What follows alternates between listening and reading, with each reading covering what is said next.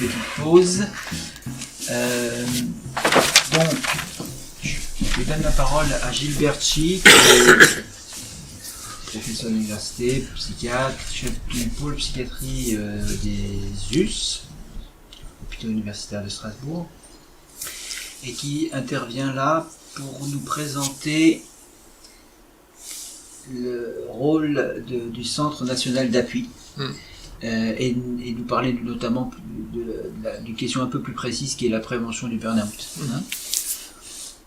Voilà, bonjour à tous. Merci Vincent et à l'ensemble des organisateurs de cette journée de m'avoir sollicité. Donc moi je suis un psychiatre d'adultes, spécialisé notamment dans les troubles de l'humeur, du coup aussi le TDAH de l'adulte, à Strasbourg, alors avec des liens quand même très forts avec tout ce qui concerne le jeune adulte, parce que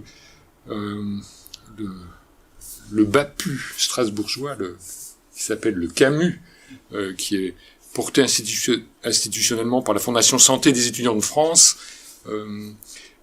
a été aussi porté en tant que projet et continue d'être porté dans sa structuration médico-psychiatrique par les hôpitaux universitaires de Strasbourg, et Myriam Rigert, qui est assise à côté de moi et qui est déjà intervenue, qui en est la directrice médicale et praticien hospitalier au sein du service de psychiatrie 2. Et donc nous avons un accord de collaboration qui fait que nous hospitalisons les étudiants qui ont besoin d'hospitalisation psychiatrique dans le service, dans une conception un peu élargie du secteur. C'est vrai que l'université, pour une bonne partie, est située sur notre secteur psychiatrique, au sens de l'organisation des soins psychiatriques, mais on s'écarte un peu de cela, et tous les étudiants qui ont besoin d'une hospitalisation en psychiatrie, on essaie de les prendre dans le service.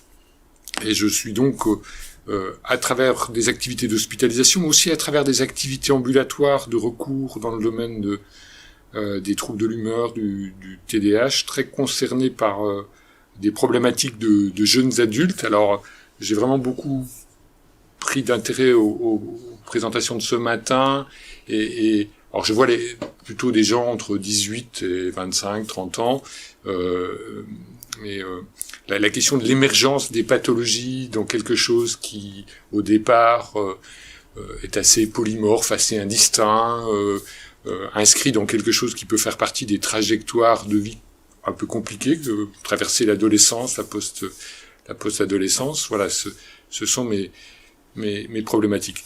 Alors, comme l'a appelé Vincent, au fond, c'est probablement un de mes écrits sur les questions de la prévention du burn-out chez les étudiants en santé, dans le cadre du CNA, qui ont amené à cette sollicitation. Et finalement, pour plus de clarté, je vais vraiment avoir deux temps dans mon intervention. Je vais d'abord vous parler du Sénat. On peut afficher d'ailleurs la première diapositive. Et puis, je vais parler ensuite de la question de la prévention du burn-out et de l'hygiène de vie. Voilà.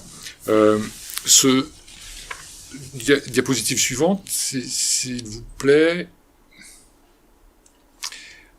Voilà. Donc le CNA, c'est l'acronyme pour Centre national d'appui à la qualité de vie des étudiants en santé. Seules les 3 premières lettres ont été reprises dans l'acronyme. Et je vais faire un bref parcours et vue d'ensemble de ce qu'est ce CNA et qu'est-ce qu'il fait. Donc le point de départ a été un rapport interministériel sur la qualité de vie des étudiants en santé qui avait été demandé par les 2 ministères de l'enseignement supérieur et de la santé à Donata Mara, qui est une collègue psychiatre très engagée à la faculté de médecine Pitié-Salpêtrière pendant des années, où elle a développé une structure à disposition des étudiants en interface avec avec la faculté et les mondes enseignants. Ce rapport interministériel a débouché sur 15 engagements pour l'amélioration des conditions de vie des étudiants de santé, et l'un de ces engagements était la proposition de créer ce Centre national d'appui comme structure responsable du suivi et de la mise en œuvre des engagements au plan national. Le lancement du Sénat a été opérationnel en juillet 2019. Ça s'inscrivait au fond dans une dynamique qui était celle de ce gouvernement cherchant à faire des choses un peu innovantes pour essayer d'empoigner un certain nombre de problèmes sociétaux. Donc ce CNA s'est vu confier toute une série de missions qui sont des missions de formation et de recommandation visant à développer la qualité de vie des étudiants de santé. Alors, formation, recommandation à destination des formateurs, des responsables d'enseignement, mais aussi des représentants d'étudiants. C'est un aspect très important que j'ai finalement appris à connaître un peu maintenant. Apporter donc une large diffusion et un partage des bonnes pratiques, diffuser aussi ses propres productions, formation, recommandation, avec une aide à la diffusion des productions pertinentes, c'est toujours un enjeu important, ça. Essayer de favoriser et de participer à une recherche sur la qualité de vie pour les étudiants en santé. On a parlé ce matin des travaux plus généraux sur les étudiants. Contribuer à l'évaluation aussi de l'impact des politiques d'enseignement et de leurs réformes. Par exemple, dans le parcours de médecine, il y a toute une série de réformes très très importantes là qui se succèdent, concernant aussi bien le premier cycle, le deuxième cycle et le troisième cycle. Puis donc accompagner, faire le lien entre les interventions menées dans toute la France, pour aussi être un lieu ressource comme ça, qui permet de faire circuler les informations, diffuser les bonnes pratiques, favoriser des synergies. Au fond aussi, ce à quoi contribue aussi une journée ici, cette idée de partager, faire circuler, faire connaître. Voilà. C'est intéressant de comprendre comment est constitué le Sénat, sans trop développer, mais c'est une structure, au fond, quelque part tripartite, si on veut bien. Il y a un comité directeur du CNA, et qui à peu près 3/4. Enfin, il y a 6 représentants des étudiants en santé, donc notamment la FAGE, des étudiants de la FAGE, la Fédération des associations générales d'étudiants, donc notamment l'Association nationale des étudiants en médecine de France, mais aussi les syndicats d'internes et les étudiants des autres filières, parce que c'est les étudiants en santé, c'est pas que les étudiants en médecine, donc les étudiants en soins infirmiers, en orthophonie, orthoptistes, en dentaire, en pharmacie, en kinésithérapie, et en ergothérapie et en maïeutique. Je crois que j'ai oublié personne, mais donc c'est riche. Des représentants des enseignants, mais en tant que représentants d'institutions clés comme la conférence des présidents d'université, la conférence des doyens de facultés de médecine, idem pour les facultés de pharmacie, de dentaire.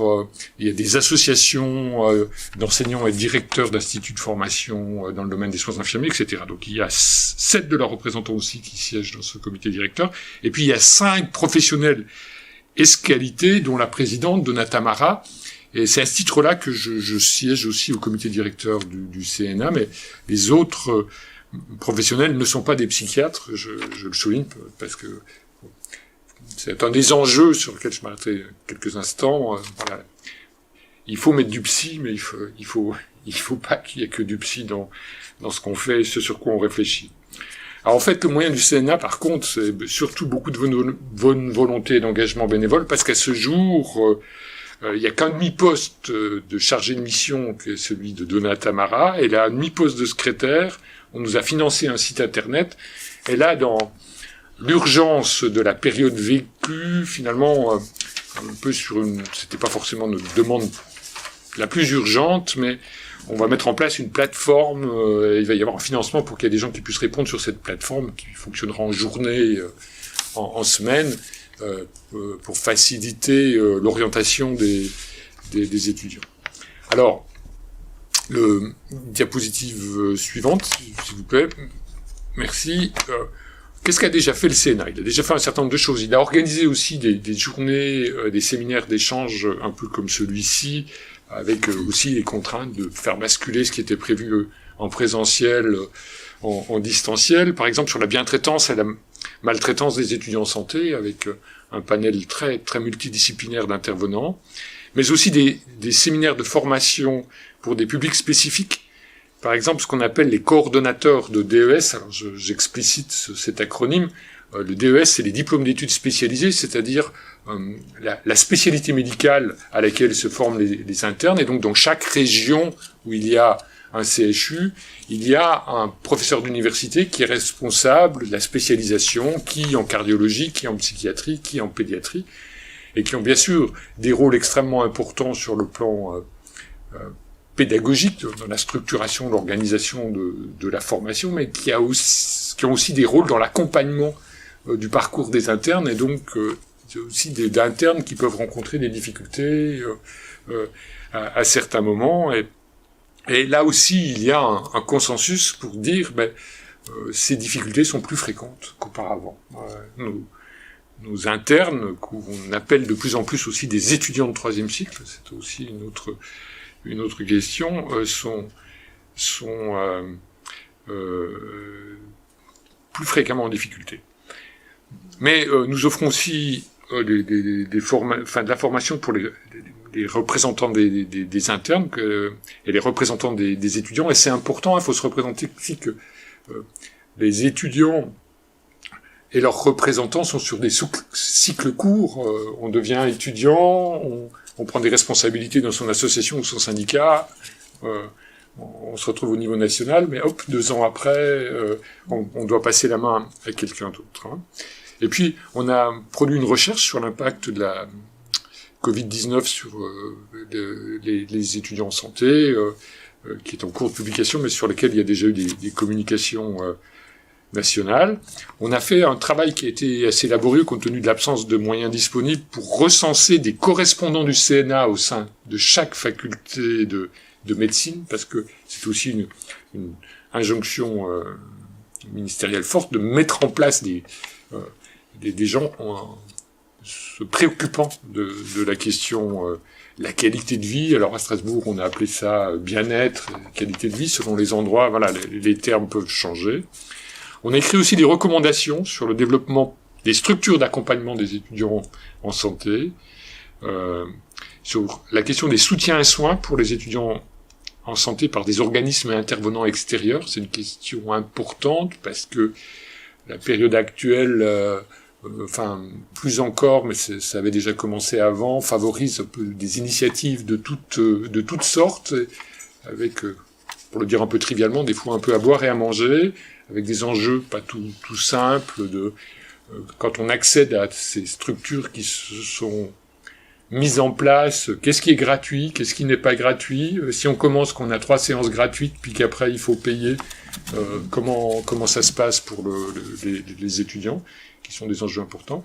Et puis, une recommandation qui nous a pris passablement d'attention, c'est comment accompagner le décès d'un étudiant en santé. Donc c'est des recommandations destinées en particulier aux responsables institutionnels, des doyens, des directeurs d'instituts, des responsables d'enseignement, quand il y a un décès, sachant que la forme de décès qui a les impacts les plus terribles sont les suicides, et où on a déjà évoqué ce matin le concept d'effet Werther, hein, c'est-à-dire les effets d'imitation qui peuvent être suscités par la survenue d'un suicide. Donc il faut trouver comment communiquer dans une juste mesure, comment la presse aussi peut communiquer. Et puis on a diverses notes et éditoriaux concernant la qualité de vie des étudiants en santé, auxquels j'ai pu contribuer notamment. Et c'est ce qui m'a amené, et c'est la deuxième partie de mon intervention de ce matin, à écrire un peu sur une question à laquelle je me suis un peu déjà intéressé, mais sans être un absolu expert du domaine, qui est la question de la prévention du burn-out et de la place de l'hygiène de vie. Alors, diapositive suivante, pardon, merci. Voilà, diapositive suivante. Donc, un petit préalable pour se rappeler ce qu'est le burn-out. Enfin, c'est un anglicisme. La traduction française, elle fait 5 fois plus de lettres. C'est l'épuisement professionnel. C'est un concept qui est apparu dans les années 70 et qui était un concept très lié à la question de l'épuisement de soignants. Les tout premiers travaux, c'était même des intervenants bénévoles dans des associations qui s'occupaient de patients toxicodépendants et puis qui se trouvaient finalement exposés à des choses compliquées qui les débordaient un peu et finissaient par les mettre en difficulté. Alors, après les travaux notamment de Christine Maslach, une psychologue américaine, on a l'habitude de conceptualiser le burn-out comme étant composé de 3 dimensions. Il y a d'autres modèles sur lesquels je m'étendrai pas qui proposent une perspective légèrement différente. Il y a une première dimension qui est celle de l'épuisement, pardon, qui est un épuisement alors émotionnel, mental, physique. Il y a une deuxième dimension qui est celle d'un sentiment de déshumanisation dans les relations. Si on se rappelle que ça a été commencé, ces perspectives avec des soignants, c'est le sentiment de devenir un peu trop détaché, voire un peu froid, cynique, aussi bien avec ses patients ou clients ou ses collègues. Et puis, une troisième dimension qui a un sentiment d'insatisfaction dans le travail avec une baisse d'efficacité, une forme de désinvestissement. Diapositive suivante. Alors, le burn-out n'est donc pas la dépression, hein, mais je le dis souvent comme ça, mais ça y mène souvent. Hein. C'est-à-dire que c'est pas la même chose, même s'il y a des symptômes communs. Par exemple, la difficulté de concentration, la fatigue, un sentiment de ralentissement psychomoteur, l'irritabilité. Mais au fond, la différence entre la dépression et la fatigue de l'épuisement, c'est que la dépression, elle s'améliore pas avec les congés, avec le repos, que ce soit le congé hebdomadaire, que ce soit les congés, par exemple, d'été. Mais la différence n'est pas toujours simple, puisqu'il y a souvent un glissement progressif, et il y a peut-être simplement certains symptômes qui vont faire se dire, là, on n'est pas seulement dans l'épuisement professionnel, mais il y a quelque chose qui glisse vers la dépression. C'est quand la tristesse est présente, c'est quand l'anédonie est présente, c'est-à-dire la difficulté à trouver du plaisir et de l'intérêt à ce qu'on fait. Et puis il y a des petits marqueurs qui peuvent être plus évocateurs du processus dépressif, qui sont par exemple les idées de dévalorisation et de culpabilité, hein, qui, si on repense dans la question des étudiants, sont des enjeux importants, des questions de ce à quoi je me suis engagé en m'engageant dans mes études, ce que j'ai demandé à ma famille en me soutenant pour mon parcours, alors que je suis peut-être dans des difficultés qui font craindre l'échec, etc. Donc ces questions sont importantes. Alors il y a de nombreux modèles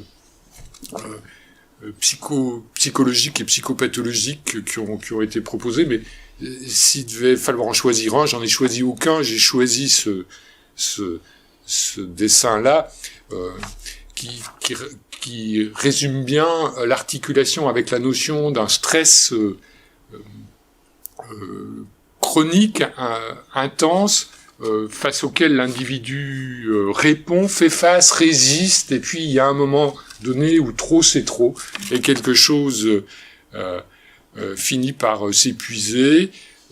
Ça c'est la version progressive, ou craquer, ça peut être la version plus brutale. Diapositive suivante. Alors, si on veut réfléchir à la notion au concept de burn-out chez des étudiants, il y a des nuances à apporter par rapport aux généralités que j'ai introduites là, qui sont liées à l'âge et aux étapes de la formation. Alors c'est vrai que sur la question de l'épuisement, là, les généralités de tout à l'heure s'appliquent bien aussi, avec peut-être la nuance que c'est peut-être plus un épuisement physique et mental des ressources cognitives trop travaillées, plus qu'émotionnel. L'émotionnel, mais je l'exclus pas, mais s'applique plus quand on est en situation d'implication avec les autres dans l'activité. Alors, ceci dit, il y a beaucoup de formations où il y a des stages, et donc il y a des implications de ce type-là, ce qui fait qu'il y a des hauts risques dans certains cursus, et en particulier, par exemple, des cursus en santé peuvent se prêter à ça, surtout, par exemple, dans le 3e cycle et l'internat, où les étudiants en médecine changent de dimension, ils deviennent des jeunes médecins, tout en étant encore un peu des étudiants, et leur implication dans le travail, mais pas seulement en termes cognitif, d'énergie, mais aussi émotionnel, devient beaucoup plus important. Et puis par rapport à cet épuisement, à la question des étudiants, il y a des circonstances favorisantes particulières. Il faut penser notamment aux étudiants avec un emploi en parallèle, et parfois, moi, en tant que psychiatre évaluant des jeunes gens avec des histoires de dépression, de troubles bipolaires qui viennent me voir pour un 2e avis, j'entends parler de parcours de vie qui ont été un peu insensés, comment des gens ont cumulé leurs études et des activités salariées sans répit pendant des années. Et puis bien sûr, la pandémie actuelle crée des conditions très particulières qui favorise aussi une forme d'épuisement, notamment les enseignements distanciels, etc. Sur la notion de déshumanisation, le deuxième, c'est la diapositive, voilà, merci. Sur la notion de déshumanisation, il y a quelque chose, alors qui est peut-être un peu différent. D'abord, c'est vrai que c'est une cinétique un peu plus lente. C'est en général pas quelque chose qui s'installe sur quelques mois. C'est un fonctionnement sur des années, mais qui peut vraiment émerger dans des cursus comme ceux, par exemple, des internes en médecine, qui peuvent dire que là, en 3e, 4e année, leur rapport aux patients, aux collègues, aux familles, il est en train de changer, et que ils ont une façon d'être à distance, d'être un peu cassant, de ne pas être disponible ou moins sensible, qui les observent et puis qui les travaillent. Ensuite, pour finir, la 3e dimension, qui est le sentiment d'insatisfaction. Alors, quand il s'agit d'un professionnel qui a des années de travail, ça peut être un peu des remises en cause de la quarantaine. Est-ce que je suis vraiment à ma place dans ce que je fais? Est-ce que je dois quitter, me réorienter, etc. Alors, quand il s'agit d'étudiants, on est dans des choses qui sont ce que j'ai appelé les hésitations de la jeunesse, mais qui est une façon très laïque de rappeler les problématiques de l'adolescence et de la post-adolescence, de qui suis-je, qu'est-ce que je veux faire de ma vie, vers quoi je veux m'orienter, la question de trouver sa voie, et qui a peut-être des facettes ou des enjeux plus particuliers dans les décennies récentes, où chaque individu est sommé de se construire et de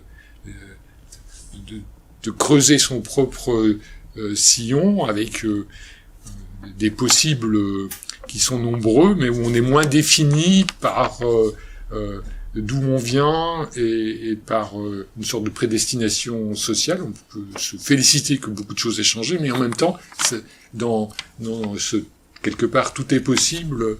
Il peut être difficile de trouver sa voie.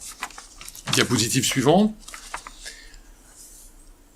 Je viens maintenant sur la question de la prévention du burn-out. Et si on va parler d'hygiène de vie dans quelques instants, il me paraît très important d'entrer dans mon propos en soulignant d'abord la question de la dimension collective, institutionnelle et sociétale, parce que ça peut être un vrai enjeu clinique, mais je trouve éthique aussi, d'une sorte d'injonction que reçoit en permanence l'individu d'aller bien, puis de se débrouiller d'aller bien. Je pourrais même, alors, il ne s'agit pas d'être polémique, mais en même temps, il faut qu'on réfléchisse, qu'on discute. Je me réjouis d'une certaine façon de la prise en compte toute récente de la prise de conscience de la situation difficile des étudiants, et puis qu'on mobilise dans l'urgence beaucoup de moyens supplémentaires. Il va y avoir des postes de psychologues, notamment attribués dans ce monde-là. On va favoriser l'accès aux soins psychiques, et donc pour un bout, on peut que s'en réjouir, mais on doit s'autoriser à interpeller ça aussi pour dire mais on peut pas s'en tenir à ça. Enfin, on peut pas juste réfléchir à tout ça en disant allez, un psy derrière chaque étudiant et le problème est réglé. C'est-à-dire qu'il y a une dimension plus collective que je liste un peu comme ça. C'est la question des modalités d'organisation des cursus, des contenus et des exigences des programmes. Dans mon domaine, dans le domaine de la santé, de la médecine, c'est des enjeux importants. Il y a des réformes qui vont dans la bonne direction pour remettre en cause le côté un petit peu délirant des sommes de connaissances qui sont demandées et qui, au fond, l'acquisition de ces connaissances, qui sont la base des sélections à travers les concours pour accéder aux spécialités, aboutissent à appauvrir quelque part nos étudiants en médecine en faisant que des espèces d'ordinateurs qui ont stocké certes plein de choses, mais qui sont en difficulté dans des compétences, même c'est pas seulement le stéréotype de l'idée que du coup ça les prépare pas assez à la dimension humaine, relationnelle, sociétale de la médecine, mais même dans la capacité à élaborer des choses complexes, d'avoir une pensée plus conceptuelle et d'articuler des choses qu'on retrouve des fois quand ils sont en train de, pour la première fois quasiment depuis leur parcours, de rédiger un mémoire de fin de spécialité ou une thèse d'exercice. Enjeu aussi sur les méthodes pédagogiques choisies, sur la nature des examens, les modes de sélection, on en a parlé, ça ne concerne pas que les étudiants en santé, bien sûr, ces goulets d'étranglement générateurs de grands stress à la fin de la licence ou entre les 2 années de master par exemple. La question de la qualité des infrastructures, qui sont aussi des choses qui doivent se poser. On a des infrastructures en France qui sont souvent un peu vieillissantes, et puis des modalités de soutien à la vie étudiante dans ces différents aspects. Là aussi, c'est pas le désert absolu, il y a des choses riches, mais sur le plan social, sur le plan culturel, etc., des activités. Donc, il était important pour moi d'éclairer cela, avant de venir alors à une perspective à un niveau plus individuel. Et on va venir à la question de l'hygiène de vie dans cette perspective de prévention du burn-out. Je serais presque tenté je n'ai mis qu'un point d'interrogation, mais dire que relève d'une forme d'hygiène de vie aussi des choses aussi fondamentales dont on a parlé ce matin aussi pour dire à quel point la crise de la Covid-19 a été terrible et est encore terrible, et qu'elle aura peut-être des effets de long terme qu'on mesure pas sur toute une génération qui aura vécu des choses difficiles et qui se retrouveront confrontés parce qu'il leur aura manqué quelque chose autour de ce que sont les activités de loisirs et de plaisir, qui certes peuvent avoir lieu, mais qui du coup ne sont pas du tout ce qu'elles sont en termes de contact avec les autres, de se mélanger aux autres, de partager avec les autres, et donc tout l'aspect de lien social. Après, il y a d'autres techniques plus spécifiques pour améliorer la résistance au stress, qu'on recommande maintenant pour les médecins, pour les managers, pour les gens qui ont des responsabilités, etc., pour devenir des sortes de Robocop de l'efficience professionnelle, et j'aurais un peu de mal de dire qu'il faut commencer dès la première année d'études pour que les étudiants soient dès le début des Robocop de la résistance au stress, même s'il y a peut-être un certain nombre de choses qui peuvent être rendues accessibles sans exercer trop de pression. Alors cette notion d'hygiène de vie, bon, c'est un terme consacré par l'usage qui, du fait de son usage ancien, on le comprend tous, mais qui a un petit peu des petits côtés hygiénistes comme ça qui s'attachent au vocable. Mais il y a des choses toutes simples, voilà, comme vous le voyez, hein, se rappeler que l'activité physique fait partie de ce qui contribue à maintenir notre équilibre personnel et prévenir l'épuisement. C'est l'activité physique de la vie quotidienne, les escaliers qu'on monte ou le vélo qu'on prend plutôt que de prendre la voiture. C'est le sport pour ses effets en tant qu'activité physique. Après, d'autres bénéfices au sport. La question du sommeil régulier. Alors c'est difficile hein, quand on parle avec des jeunes adultes sur ces questions-là.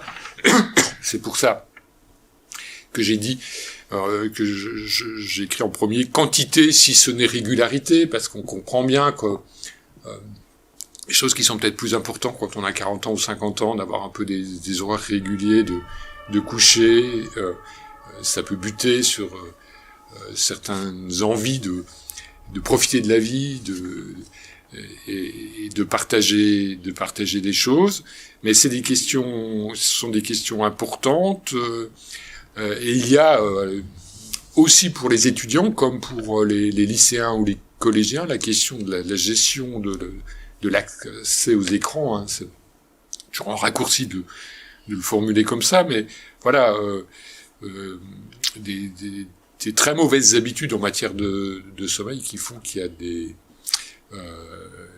du sommeil de très mauvaise qualité, parce que quand on dort avec son smartphone ou son ordinateur, puis que chaque fois qu'on se réveille un peu, on répond à un message, ou on entend qu'il y a un message qui arrive, etc., ou qu'on reste trop longtemps sur ces écrans le soir, ça ne va pas. La question d'une alimentation équilibrée, alors c'est pas fondamental, c'est presque déplacé dans le contexte actuel quand on voit la situation dans laquelle sont des étudiants. Effectivement, Le Monde publie des pages ces jours sur ces questions-là qui, on va pas dire que ça révèle, on le sait, mais enfin ils le décrivent avec beaucoup de clarté. Et il y a des étudiants qui sont en train de jongler avec des budgets alimentaires de famine, et donc voilà, leur parler d'une alimentation équilibrée dans ce contexte-là, ça peut être un peu déplacé. Diapositive suivante. Et puis je terminerai encore sur ces questions d'hygiène de vie, quelque chose que j'ai formulé en disant éviter les agressions neuronales que représente par exemple la question de l'usage de l'alcool, qu'il s'agisse des alcoolisations répétées, qu'il s'agisse aussi des alcoolisations massives. Ça peut concerner aussi des substances dites récréatives, type MDMA, etc. Mais l'alcool est un vrai problème. Je n'en fais pas le seul problème pour dédouaner d'autres substances, cannabis, etc. Mais on sous-estime, et on a un problème culturel en France avec la question de l'alcool, et c'est très présent au monde étudiant, c'est très présent dans le monde des étudiants en santé, et quand on est très jeune comme ça, on a l'impression qu'on peut tout supporter. C'est la même chose que par rapport à pas beaucoup dormir, puis quand même se sentir en forme le lendemain. Donc il y a vraiment des agressions neuronales que représentent ces consommations, même si elles ne sont que de temps en temps. Et puis il y a les consommations quand elles s'intègrent dans quelque chose d'addictif, diverses substances, alcool, cannabis, voilà, ou d'autres produits. Mais c'est aussi des addictions comportementales, hein, le jeu, alors même si quand on est étudiant, on n'a pas beaucoup d'argent, donc ça limite un peu plus ces risques-là, mais la consommation d'Internet abusive. Donc voilà les thèmes sur lesquels il faut essayer de sensibiliser, de communiquer, ce qui est pas tout simple pour pas être dans un discours trop adultomorphe qui passe mal, qui suscite, j'allais dire, des anticorps. Donc voilà, faut trouver les modalités pour s'adresser à une population. Voilà. Quand on a 20 ans, on découvre la vie, on se sent aussi, faut le rappeler quand même, plein d'énergie, plein d'envie, plein d'espérance, même si la période actuelle fait que par moments, cette énergie, ces envies, cette espérance sont un peu malmenées. Voilà, j'en reste là et on peut discuter tout ça. Merci pour cet éclairage qui amène un peu à repenser ce qui a été abordé depuis le départ, et c'est quand même intéressant parce qu'il y a sans doute effectivement des spécificités. Là aussi, pour ce qui est des étudiants en santé, moi je pensais notamment à cette question du stress, la charge mentale particulière, notamment. Je pense que notamment pour les jeunes médecins, là, quand même, ils sont quand même en situation, je dirais, de charge mentale et d'enjeux. La question tout à l'heure dont tu parlais d'enjeux, qui suis-je, identitaire, etc. Effectivement, on voit bien à quel point c'est l'enjeu qu'on pourrait dire capacitaire, c'est une sorte de néologisme, autour des suis-je capable plutôt, est beaucoup plus important et source de stress, et sans doute que dans la fatigue, c'est comme la part du stress joue beaucoup. Alors je trouve ça tout à fait aussi intéressant d'entendre que c'était présent dans cet exposé, que on peut se réjouir qu'il y ait un peu plus de moyens, notamment en termes de psychologues, pour s'en occuper, mais ce que j'en ai entendu, c'est qu'il faut aussi s'intéresser aux origines des problèmes. Qu'est-ce qui crée ce stress ou ce burn-out, et pas seulement rajouter des... Moi, je m'étais fait cette réflexion pour les plus jeunes, comme ça, dans certains lycées, où ils avaient mis en place des groupes de relaxation, mais par contre, pour ce qui était de l'enjeu de la performance et du stress et de la compétition, on n'avait rien changé du tout, quoi. Alors que voilà, il faut, c'est bien, je crois, de pouvoir aussi dire qu'il s'agit d'être dans le soin, mais aussi dans le prendre soin, qu'on entendait un petit peu toutes ces recommandations autour de l'hygiène, et effectivement, j'imagine bien que quand on est jeune, et on l'a été aussi, on l'est peut-être des fois, on pense l'être encore un peu, on se préoccupe pas trop, on se pense un peu tout puissant, c'est normal, ça fait partie de la vie aussi, et on se préoccupe pas trop des limites un peu, de ses propres limites. Et je crois c'est quelque chose moi que je dis assez souvent, que être professionnel, c'est aussi connaître et reconnaître et tenir compte de ses propres limites. Et je pense que dans l'enjeu comme ça des étudiants en médecine, il y a aussi cette question-là d'arriver à prendre en compte cette question de ses propres limites. Alors, je ne sais pas, parmi Myriam et parmi nos autres intervenants Zoom, voilà, on peut discuter un petit peu, si vous voulez, on peut prendre quelques minutes pour discuter de ça, avant qu'on fasse la pause de midi.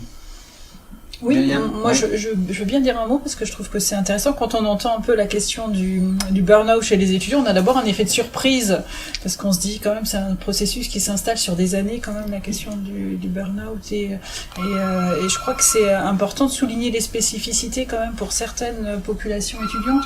On en a parlé déjà ce matin, il y a une grande hétérogénéité parmi les situations, et d'entendre le caractère plurifactoriel, tout ce qui rentre en jeu dans une situation, c'est important. Moi, je trouve très intéressant d'entendre la composition du CNA, parce que, je l'ai avoir pris le temps de déplier comment il a été pensé, même si les moyens sont précaire. La composition du CNA est quand même très bien pensée parce qu'il y a les représentants des étudiants, il y a les professionnels de santé, les représentants des équipes pédagogiques, et ça permet d'aborder, je trouve que ça fait un écho assez intéressant quand même par rapport aux interventions du début de matinée, parce que ça permet de déplier les questions de prévention sur les différents plans. Côté équipe pédagogique par rapport au programme, côté qualité de vie, parce qu'après les facteurs personnels et les situations de santé différentes après vont rentrer en jeu. Dans ce contexte-là, ça me paraît facile d'articuler la question de la pérédance. Parce que quand tu évoques la question de, quand même, quand on est pris dans une certaine position professionnelle, ou peut-être pris dans une certaine tranche d'âge, en fonction de qui on incarne, il y a des discours qui passent peut-être pas très bien, et d'en passer par des étudiants qui eux-mêmes vont sensibiliser, ça va être grandement déplié cet après-midi, avec les réseaux, le réseau des étudiants relais, de passer par les étudiants eux-mêmes qui vont délivrer des messages en termes de santé, pourquoi c'est important de faire attention à son sommeil, à son alimentation, la place du sport, dont on voit un peu le facteur préventif comme ça par rapport aux problèmes psychiques. Ça me paraît fluide après de souligner un petit peu ces questions-là. Nos collègues parisiens, j'imagine, vous vouliez dire quelques mots, oui. Madame Monchablon. Ah, faut qu'on mette nos casques. Oui, c'est vrai, on est mal. Faut qu'on réagisse. On arrive. On vous entend. On n'est pas assez. Merci infiniment pour cette très belle intervention. Moi, je suis très surprise quand même du peu de moyens investis dans cette superbe action, même en situation de Covid. Et souvent, je suis interviewée par un journaliste sur cette question à génération sacrifiée. Je dis que la jeunesse n'a pas été sacrifiée, sauf peut-être les étudiants en santé qu'on a envoyés effectivement en première ligne. Moi, j'avais une question qui concernait le burn-out. Et on s'occupe beaucoup de cette question, on est très militants auprès de nos classes prépa parisiennes sur la prévention du burn-out, et on accueille beaucoup de jeunes préparationnaires qui nous posent cette question-là de l'épuisement dans les études.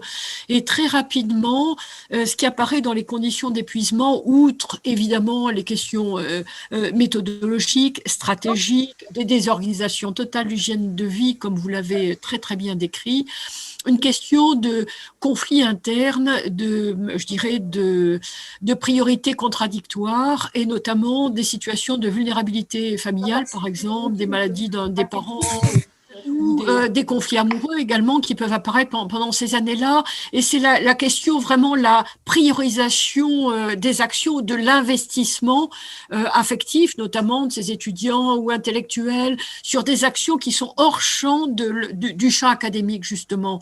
Et l'utilité de notre accueil, d'essayer de reprioriser un peu différemment l'investissement énergétique du jeune. Voilà. J'aimerais bien peut-être vous entendre sur ces questions, parce que les étudiants en santé, évidemment, quand ils s'engagent activement sur le terrain du soin, sont confrontés immédiatement aux propres problématiques familiales, notamment sur ces questions santé. Ça doit réactiver un certain nombre de choses chez eux, d'aller soigner des autres alors qu'ils sont absents dans leur propre famille. Enfin, voilà. Peut-être ça résonnait un petit peu comme ça dans ma tête. Oui. Je dis un mot, peut-être, Myriam, Vincent aussi. Merci pour ces remarques, et je trouve de ce point de vue-là, très intéressant aussi de se rappeler que les choses sont complexes, et que même la question de l'épuisement ne se pense pas qu'en termes de nombre d'heures de sport, de nombre d'heures de sommeil, de diététique et je ne sais pas quoi, et puis que même si je disais, il faut pas tout psychologiser ou surtout tout psychiatriser, d'avoir la possibilité d'accéder facilement à un endroit où on peut déposer quelque chose pour réfléchir un petit peu à ce qui peut nous travailler en tant que, je dis un nous en tant qu'étudiant, si je peux le formuler comme ça, pris dans des choses compliquées, notamment les loyautés familiales aussi, qui Et dans le monde de la santé, de la médecine, ça peut vraiment prendre des résonances fortes. Hein. On voit, même par rapport à la question de mais est-ce que j'ai bien fait de choisir de faire médecine, quand on sait ce que ça représente comme investissement personnel d'arriver au terme déjà du 2e cycle. Puis après, on voit des choses qui sont peut-être aussi de plus en plus fréquentes comme ça sur le choix de la spécialité. Hein. Avec un système français qui est rigide, puisque c'est concours, puis en quelques jours, faut choisir sa ville, sa spécialité. Qu'est-ce que je privilégie? La ville, la spécialité? Est-ce que je m'éloigne? Je profite de ce concours pour quitter ma ville, prendre un peu mon envol, m'éloigner de mes parents, ma famille, ou est-ce que je reste sur place? Est-ce que je prends la spécialité, est-ce que j'arrive à voir ce qui m'intéresse ou pas? Alors du coup, le paradoxe, c'est qu'on est obligé en France de chercher comment créer des voies d'assouplissement de cette structure très, très rigide, là où aussi d'autres pays ont des systèmes qui sont d'emblée souples, et où les choses se passent différemment. Mais oui, l'idée que beaucoup de choses peuvent se jouer dans l'épuisement ressenti par un étudiant, et notamment un étudiant en santé, je suis vraiment complètement d'accord avec vous. Moi, cette question de la précipitation et du peu de temps qu'ont les étudiants pour choisir pour faire leur choix, mais les étudiants, même les lycéens, on voit que ça se durcit de plus en plus, hein, cette question-là, et on a l'impression, que c'est pire en pire, quoi. Je veux dire que, comme tu le dis, oui, c'est en quelques jours qu'il faut faire un choix qui est quand même pas mince, avec cette question un peu française qui est que quand tu dis le manque de souplesse, c'est cette question un petit peu, ça a peut-être progressé un tout petit peu avec des passerelles quand même. Ça progresse un peu. Même des passerelles, mais quand même, quoi. C'est quand même assez directif, avec peu de souplesse au sens du temps qu'on peut prendre pour tout simplement pour réfléchir. Alors ça nous ramène à ce que nous disait Christophe Ferber tout à l'heure, prendre le temps d'avoir un peu une réflexion sur soi-même aussi. Hein. Voilà. Écoutez, alors ça fait évidemment tout à fait lien avec ce qu'on abordera tout à l'heure. Hein, autant du côté de la paire aidance sous différentes formes, que cette question de la commission, que les enjeux et l'utilité de la commission bien-être, qui nous permettra un peu peut-être de déployer, de reprendre un peu cette question de quelles sont les difficultés qui arrivent et qui mobilisent cette commission bien-être pour les étudiants en médecine, pour les internes. Alors, elle existe pour les internes de spécialité, toute spécialité, mais elle existe aussi spécifiquement pour les internes en médecine générale, et c'est pour ces internes-là qu'il y aura une intervention tout à l'heure, qui sera sans doute là aussi une manière d'éclairer, de manière assez spécifique les choses. Voilà. Peut-être dire, parce qu'on a laissé en suspens les questions posées par Christophe par rapport au réseau local strasbourgeois. Ah oui. Ce sera un peu l'objet de mon intervention en fin d'après-midi. Sur votre intervention, effectivement, nous, on reçoit des étudiants en médecine, justement, on va dire, dans cette zone un peu vague du burn-out, hein, on va dire ça comme ça. Et j'étais très intéressé par ce que vous disiez, parce qu'effectivement, je crois qu'il faut donner du temps. Nous, notre perspective, c'est de surtout pas précipiter les choix, hein, soit d'arrêter, soit de continuer, mais de profiter à nouveau. Merci, parce que finalement, ça rejoint ce que je disais, c'est-à-dire de profiter de ce moment-là pour dire, bon, c'est pas une maladie, c'est pas d'abord parce que c'est pas un diagnostic, on l'a bien rappelé, clairement établi, mais bon, c'est une zone comme ça où visiblement il se joue des choses, et il faut prendre le temps mais aussi de pas se précipiter, d'arrêter, quoi, parce que souvent hein, quand on est trop mal, et on comprend, hein, ils arrivent, ils sont vraiment au bord, on va dire, de la dépression, mais ils sont pas forcément en dépression, et c'est vrai que c'est un temps absolument nécessaire, et c'est là que vous avez raison, enfin, je veux dire que là il faut le plus vite possible une consultation, quoi, hein. Merci. Bah écoutez, on va justement faire une petite pause, prendre le temps d'une petite pause et d'une respiration. Tout le monde a besoin de respirer.